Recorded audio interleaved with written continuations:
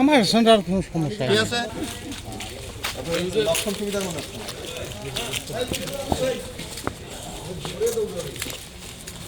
Camera কই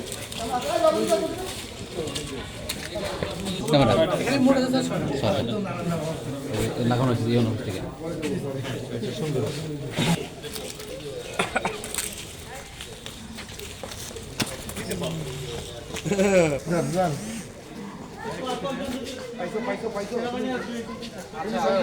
আপনি বলেন। আজকে নীলফামারী জেলা প্রশাসন, পুলিশ প্রশাসন এবং সেনাবাহিনী যৌথভাবে নির্বাচনী ভোট কেন্দ্রগুলো পরিদর্শন করছে। জাতীয় সংসদীয় এবং গণভোটে আমরা সম্পূর্ণভাবে আশাবাদী যে খুব সুন্দর সুষ্ঠু নিরপেক্ষভাবে আমরা নির্বাচন সম্পন্ন করতে পারবো। মানুষের মধ্যে অত্যন্ত আনন্দঘন পরিবেশ বিরাজ করছে।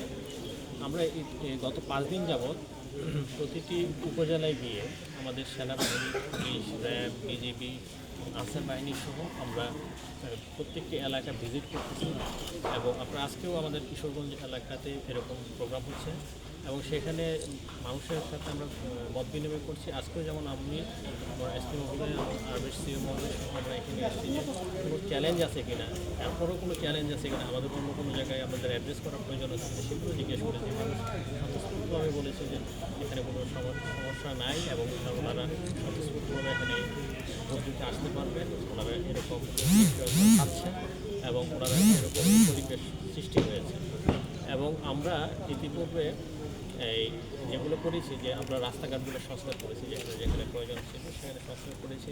সিসিটিভি স্থাপন করা হয়েছে, পুলিশের বডি অন ক্যামেরা রয়েছে এবং যেখানে আমাদের যা প্রয়োজন আমাদের ইউনোদের আমরা বলে দিয়েছি এবং আমাদের উপজেলা পর্যায়ে আমাদের কন্ট্রোল রুম স্থাপিত হয়েছে, যেখানে পুলিশ থাকতেছেন, আর্মি থাকতেছেন, বিজিবি থাকতেছেন, সবাই মিলে আমরা সেখান থেকে পুরো উপজেলার এবং সেন্ট্রালি আমরা জেলাতেও এরকম একটি কন্ট্রোল রুম করেছি, যেখান থেকে পুরো জেলার পরিস্থিতিতে আমরা সার্বক্ষণিকভাবে মনিটর করতে পারছি।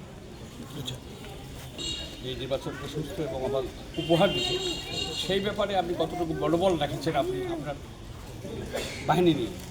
আইন শৃঙ্খলা পরিস্থিতি নির্ভর করে এলাকার জনগণের উপর, তাদের আন্তরিকতা খুবই প্রয়োজন।